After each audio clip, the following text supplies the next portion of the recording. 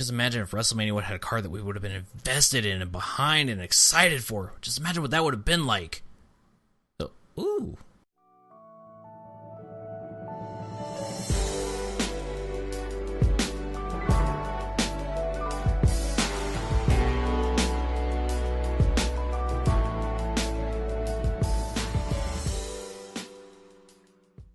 Hello, beautiful people of the internet. My name is Jay, and you are on our first episode of Predict This, where we are going to predict the biggest show the WWE's put out this year that is not WrestleMania. It is Payback 2016. And today, I have a special guest with me. I've got my brother-in-law, Will, who, by the way, doesn't watch wrestling at all. So he's the perfect guest to have on our first episode of Predict This for a wrestling show. Yes, I'm one of those guys, so forgive me. Yeah, he's not sitting there screaming, it's fake, but he doesn't have to sit there and go through the emotional roller coaster that the rest of us smarks do.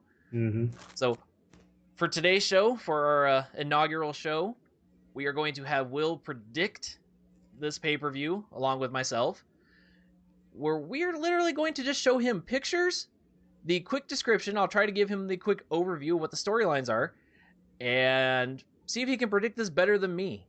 Do I win anything for getting them all wrong? You win the love and admiration of Lana. Great. And since you don't watch, you have no idea who that is. No. If it makes you feel better, anybody who listens to this can leave it in the comments and let you know who Lana is, and okay. if that's a good prize or not. If you lose, I think you get the love and admiration of Baron Corbin, because that doesn't sound good. The other one sounded like a Disney princess. You will actually see a picture of Baron Corbin, and I am sure he is going to sweep you off your feet. All right. So let's get this bad boy started. Real quick, just for everybody who's paying attention, Payback is the follow-up show to WrestleMania every year, and it is usually just a one-off show that everybody looks at. That it is just returns. It is, or not even returns. It's just, I guess return matches, a little revenge for some people, little one-off matches though. You get a lot of repeats from WrestleMania, and really nothing else. This year, surprisingly enough, they have booked this show to be the anti-WrestleMania, as in WrestleMania did not move any storylines.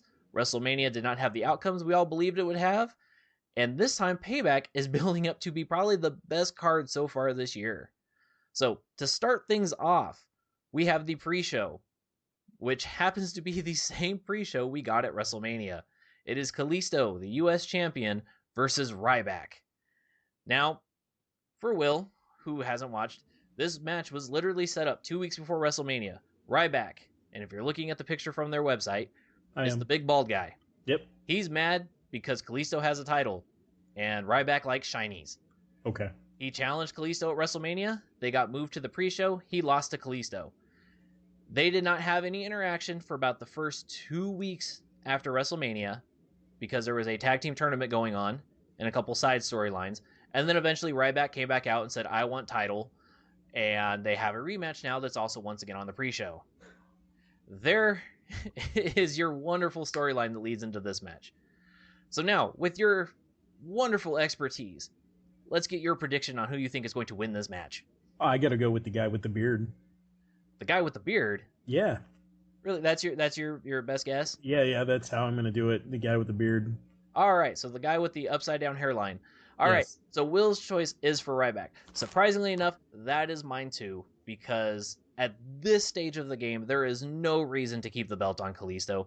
That storyline has fizzled out. That momentum has fizzled out. His stuff going on with Sin Cara, especially going into the tag team tournament that was happening, is killing any momentum he can have as the U.S. champion.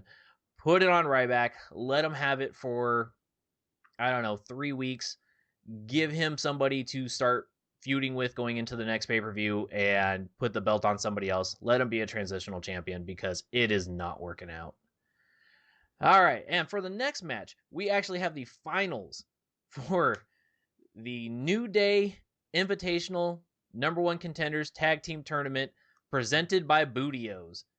And I am sure that you are now face palming for the fact that you heard the word bootios and it is now part of your vocabulary. This tournament was set up by a group called the New Day, probably one of the most over people in the company right now, to declare new number one contenders. So the tournament happened. It has spanned since the Raw following WrestleMania, and the finals have come down to Enzo Amore and Colin Cassidy versus the Vaudevillians. Now, we're gonna, before we break down any type of story to this match, because there's not really any story to this match if you watch Raw. Looking at the picture from their site, let's get your prediction. Oh, holy crap! I was laughing my butt off when I saw the picture. I'm gonna go with the Vaudevillains. Just the handlebar mustache. That's just the craziest thing. It's gonna make them win.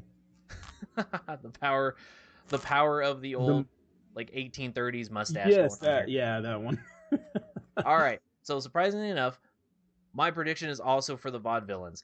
The main story between these two teams goes all the way back to NXT, which the WWE has not put on TV at all. They like to cherry pick when they're going to add NXT to a storyline. Unfortunately, this is not one of them. The build up this whole entire time has just been a tournament. Enzo and Cass are well over as faces, which is undeniable, especially with the mic work that Enzo Amore has. The Vaudevillains need some heat, though. They debuted on SmackDown a couple weeks ago. They've had one big promo on Raw, and that's about it. And you can't have two faces or two-face teams going against each other right now. The New Day is too on fire. Enzo and Cass are just being, shot to the moon with a rocket right up their ass. There's no way that they could put two face teams against each other. It's got to be the Vaudevillains winning this, going on, whether it's tomorrow night on Raw or it's the next pay-per-view going up against the New Day. New Day will overcome that too, which will lead probably to SummerSlam. SummerSlam might be about the time you get the Enzo and Cass match against the New Day, but right now it's too soon. You can't have two face teams going up against each other. So moving on, match number 3. This is going to be Will's new love child. This is Baron Corbin versus Dolph Ziggler. Basically, the easiest way I can describe this match to you is Dolph Ziggler gets beat a lot. Probably one of the best workers they have. May not necessarily make him the best wrestler, but he can sell the best. He's one of the most entertaining wrestlers they have, and he does not win matches anymore.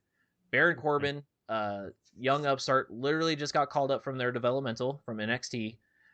Been on the show since WrestleMania, and likes to just pummel Dolph Ziggler. That is the easiest way to put it. His very first match on Raw was against Dolph Ziggler. He beat him through the stands, came back to ringside, beat him some more.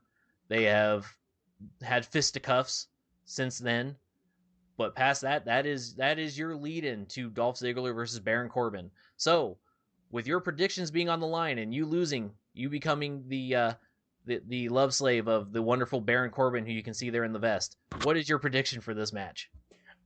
You know what? I think I'm going to stick with a trend that I've followed so far. I'm going to pick the guy on the right. So I'm going to go with Baron Corbin beating the other guy that sounds like an adult film star's name. That is close to where his name came from. And okay. I actually think you may have picked up on a trend here. Is the WWE giving away their predictions? Is this where, if you listen to any other podcasts out there, you read anything on Reddit, everybody knows who it was a Falcon Arrow, or even for a while who Dolphins was, and they always seem to know what was happening, and it was always, oh, well, they have an inside source, or they are the inside source. I think they're just looking at the card on this website, and they go, for this card, I'm picking everybody on the left, for this card, I'm picking everybody on the right, because so far, I am with you, because this one is absolutely Baron Corbin. Oh my god, Baron Corbin. Woo! Baron Corbin, there is no reason for him to lose this match. He won the Andre the Giant Memorial Battle Royal at WrestleMania to get his name out there. He comes in, fights Dolph day one of being on the main roster. No point in having him lose and losing all his momentum right now. So that one's pretty foregone conclusion right there. Moving on, a wrestler who you may actually know, because I will say, did watch wrestling for a small period of time Oh, if I had to count on my fingers, I wouldn't be able to. Probably about 15 years ago. Maybe even longer than that. Maybe even longer than that. That shows how long this guy's been around, because the next match is Chris Jericho, Y2J, versus Dean Ambrose. Now, the setup for this match for you literally is that Chris Jericho thinks he is the best in the world at what he does. Dean Ambrose is a little crazy. He is the lunatic fringe. Chris Jericho has a show on Raw called The Highlight Reel, where he'll have a guest, he'll have them come out, they'll talk, they'll show clips. Usually he will instigate a fight, and then you move on to the next segment. Wonderfully enough, a few weeks ago, Dean Ambrose comes out, and he takes over the highlight reel, and it turns into the Ambrose Asylum. Him, his clip-on tie, and his potted plant are now a talk show on Raw, and Chris Jericho hates that. So, will your predictions of constantly going with the guy on the right stay true, or will you change this time? What is your prediction for Ambrose versus Jericho? Well, you're absolutely right. I do remember Chris Jericho from way back in the day. And just to throw the twist out there, I'm going to pick the guy on the left this time. I'm going to go with Ambrose. Oh, going for the lunatic fringe. It's the leather jacket. It's the Fonz look that gets you and everybody else going. Yeah, no, yeah. I needed to throw you something else, something different. You need to throw me a curveball. Yeah. Well, and just for that, just because we do need to actually have a winner in this prediction, I'm actually going with Chris Jericho in this match, which I know will make some people mad. A lot of people want Ambrose to win. He's for singles competitor, he's probably one of the most over guys that they have. New Day, him, AJ Styles. The problem I have with this match actually ties back to WrestleMania, where Chris Jericho faced AJ Styles and won. And it led into Chris Jericho being able to come out and talk with Roman Reigns and demanding that he should have a title match, which led to a 4-way for the number one contender, which AJ Styles won. But it left Chris Jericho open that he should be part of that match.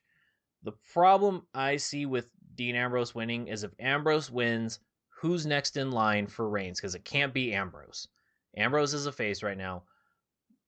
I am predicting Jericho wins this match by hook or by crook.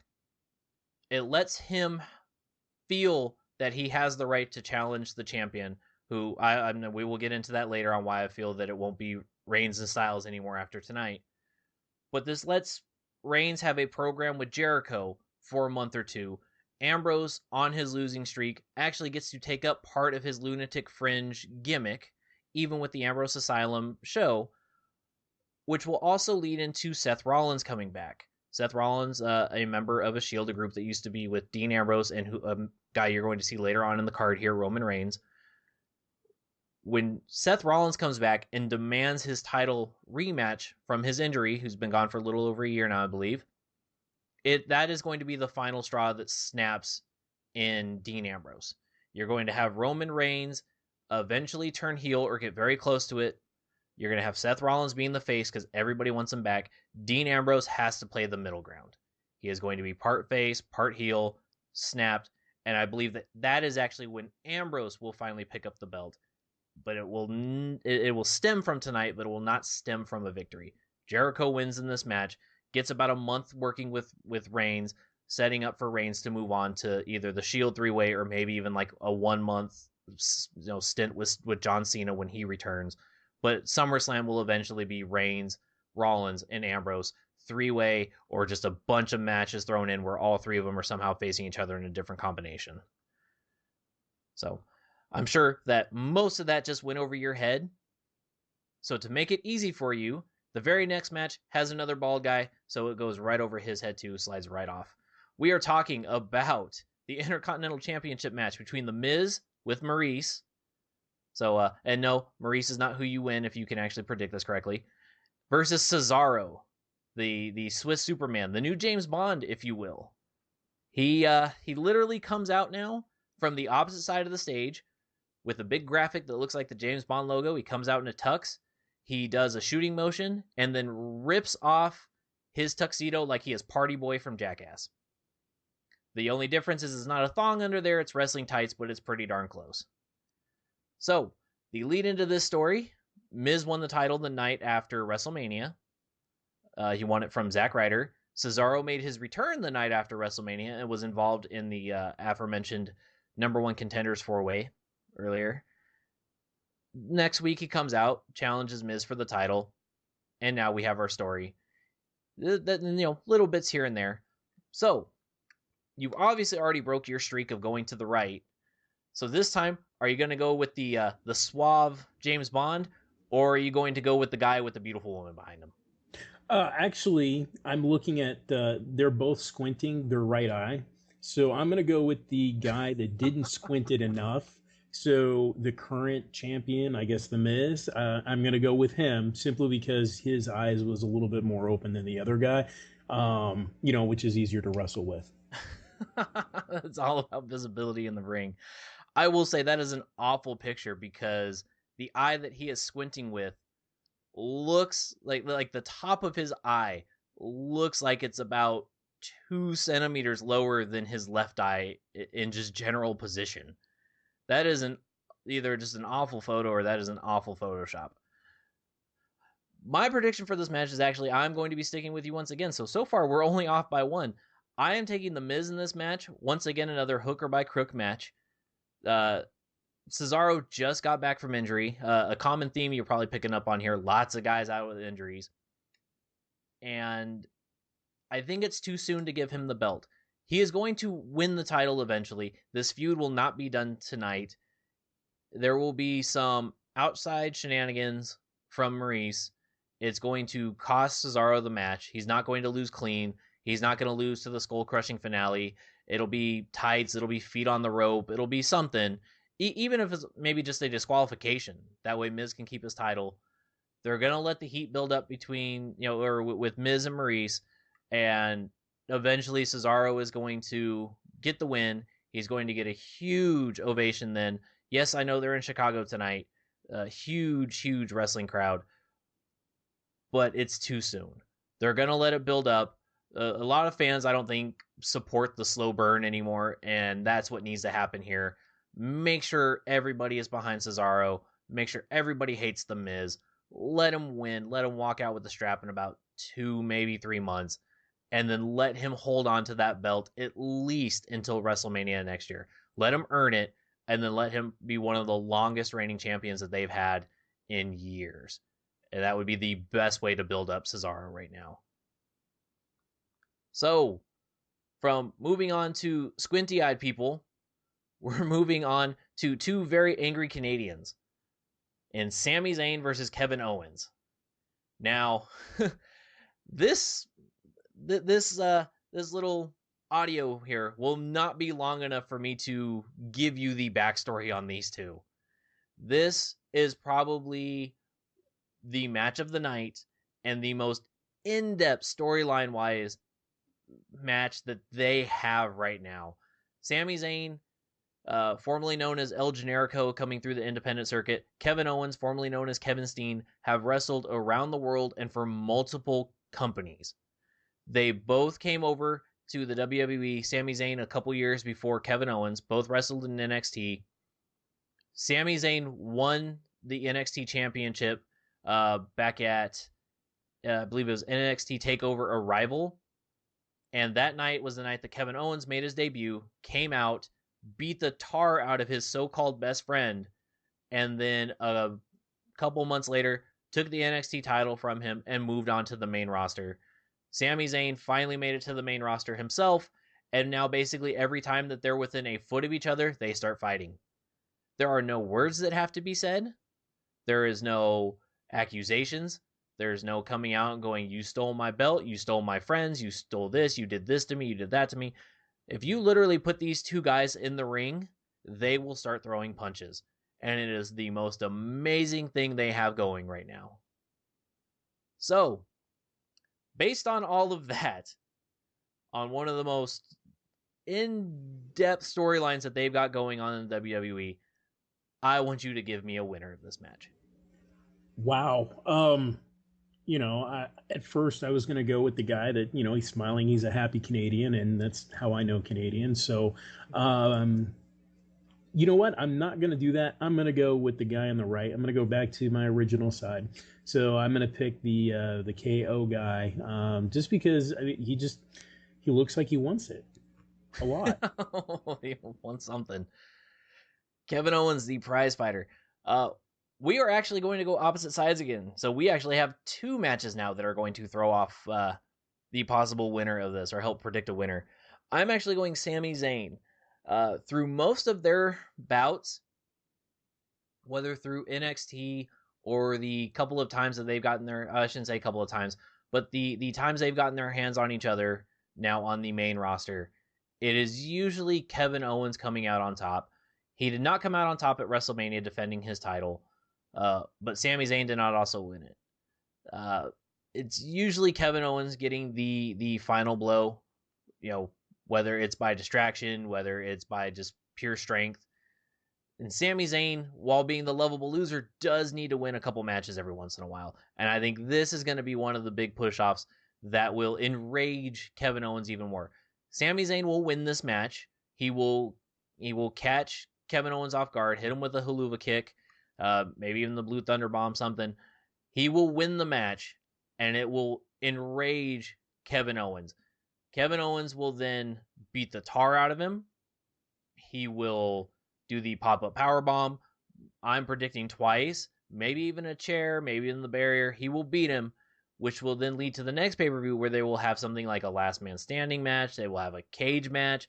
They will have something that has a gimmick to it to intensify the fact that there needs to be a winner of a big fight between these guys.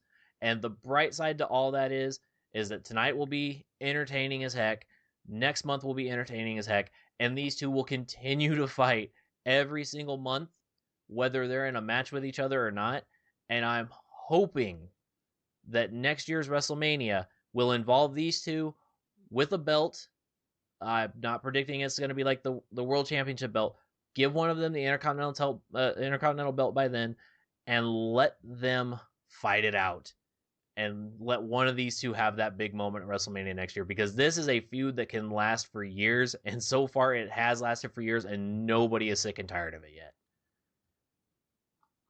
All right, so moving on to the next match. You will recognize at least one of these guys involved with this match, and that is because we're moving on to the Women's Championship match.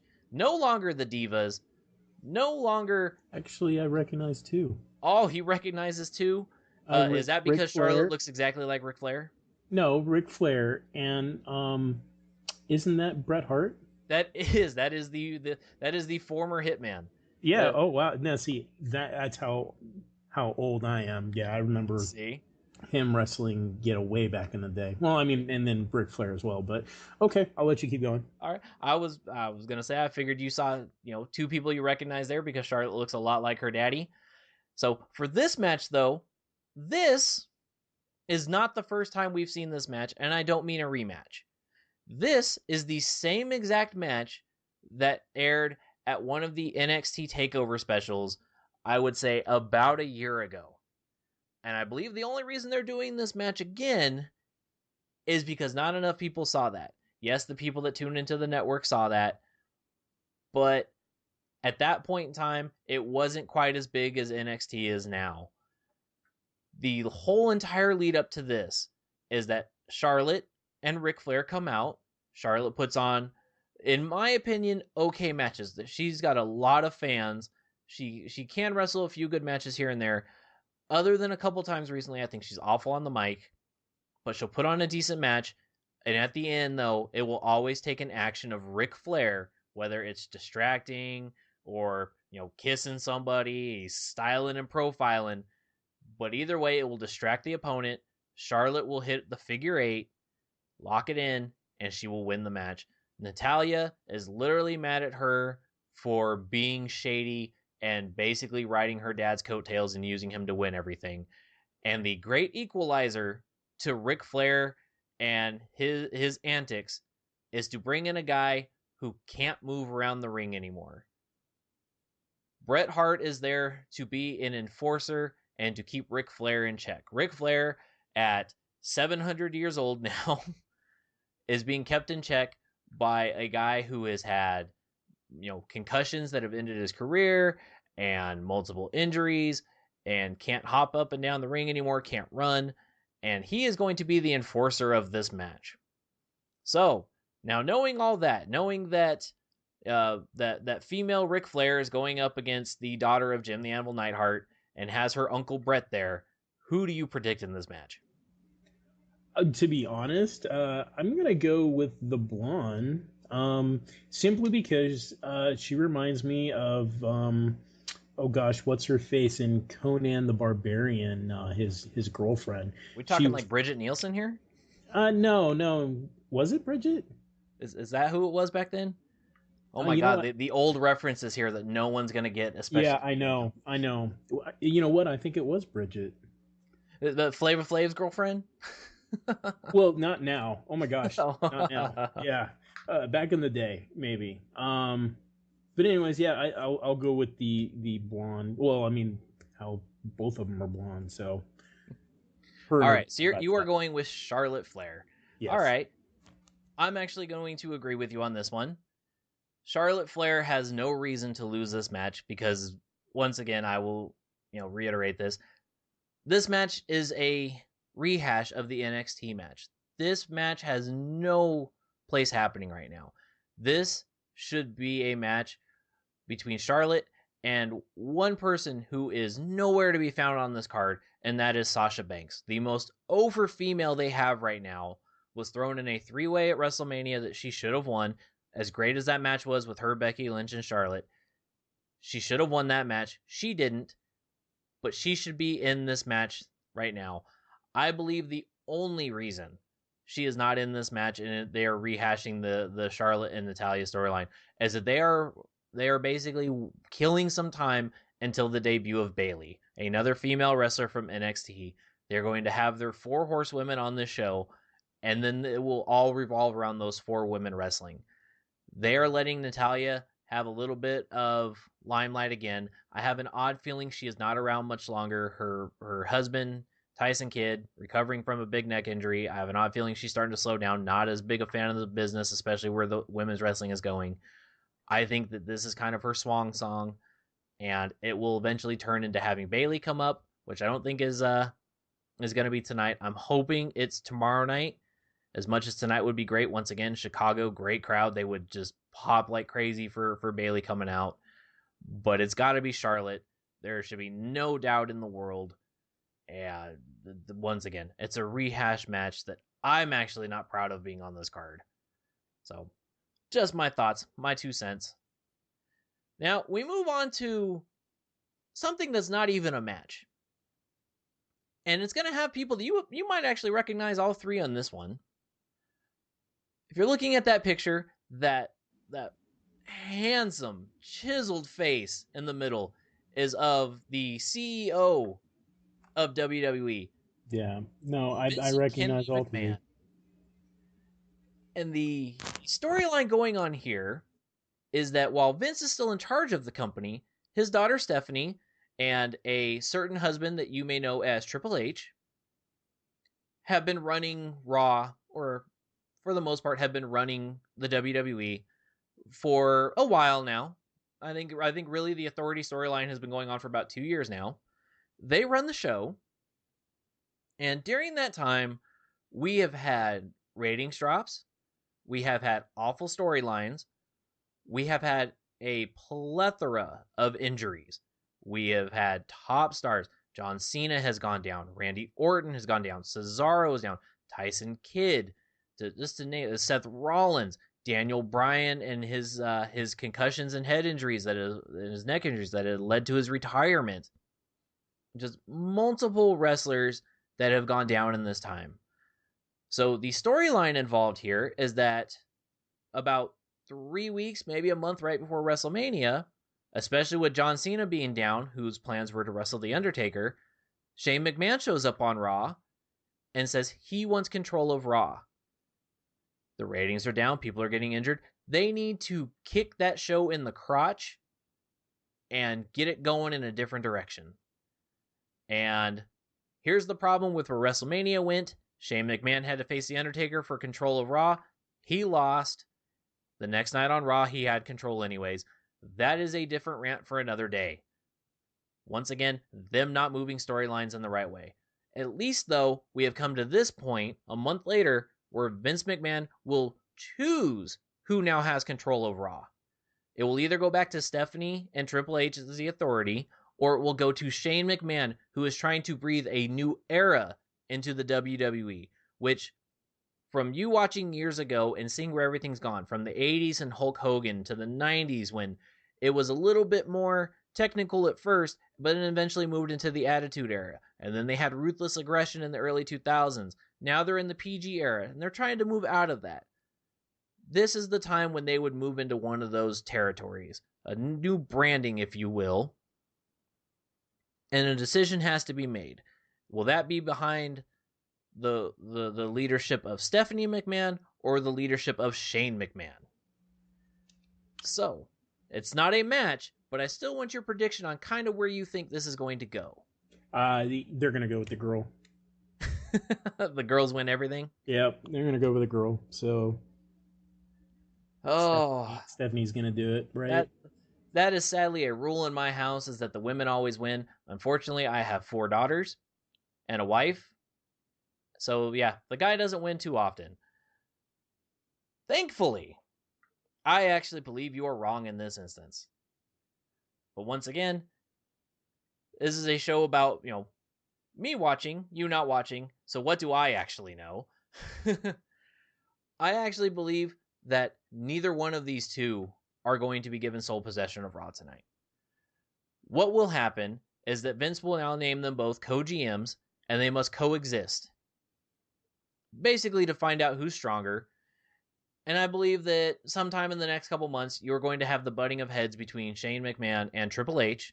Really Shane and Stephanie, but obviously that you're not going to put your hands on your sister. At least not in this day and age.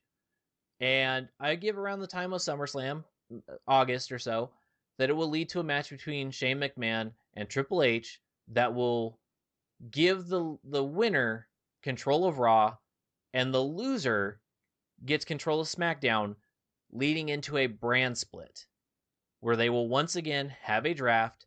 They will put some wrestlers on Raw, some wrestlers on SmackDown, and that will also be their way of alleviating the tour dates that some of these people have. They tour so much. These wrestlers work so many nights.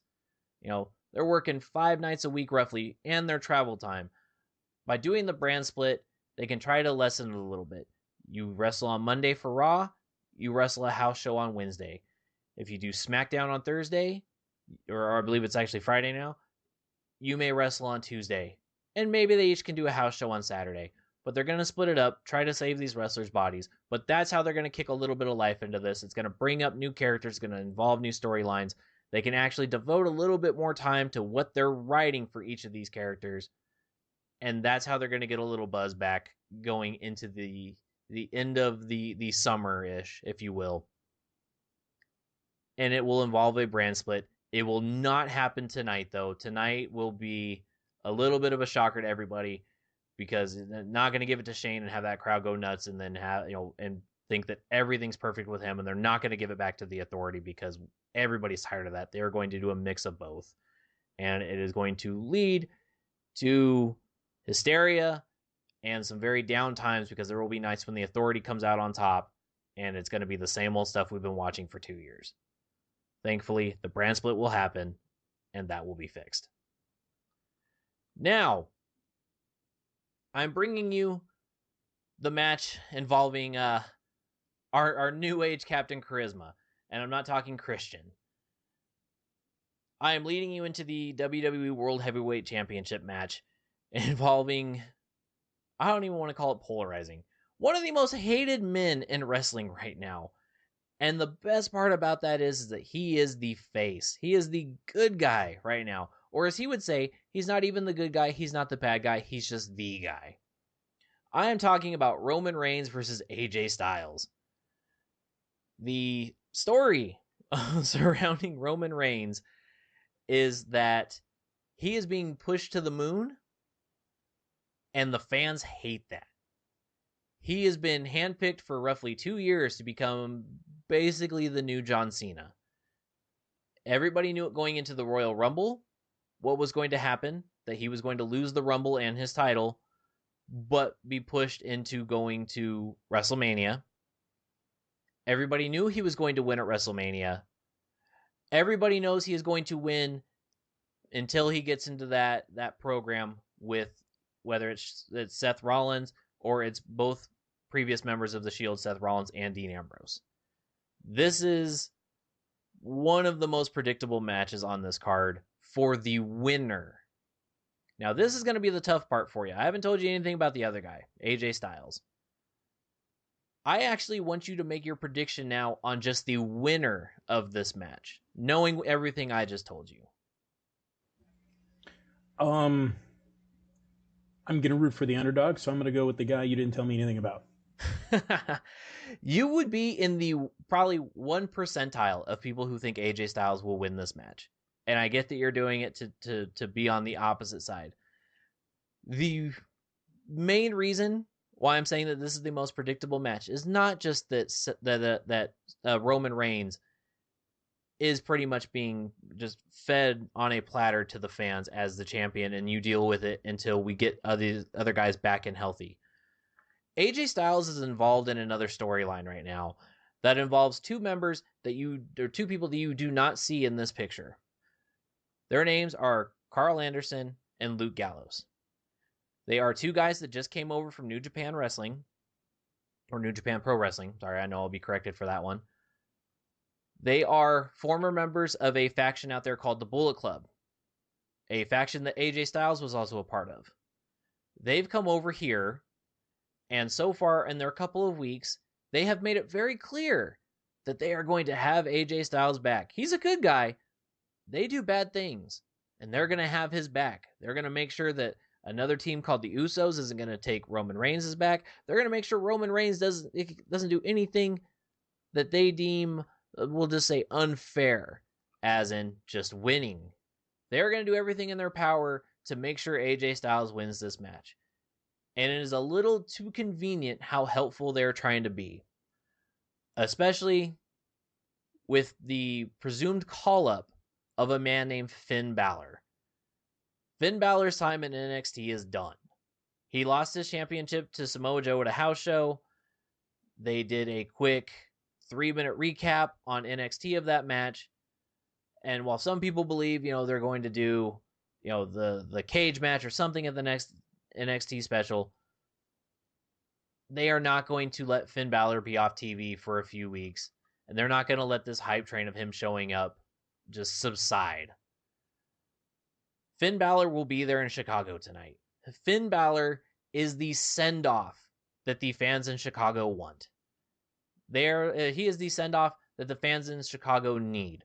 When Roman Reigns wins this match, it will be because Luke Gallows and Carl Anderson cost AJ Styles the match.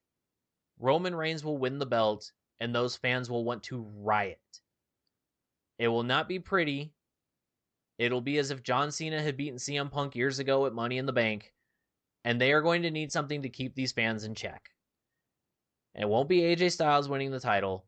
It will be the debut, finally, of Finn Balor and the presumed Balor Club. Instead of calling them Bullet Club, they will be Balor Club.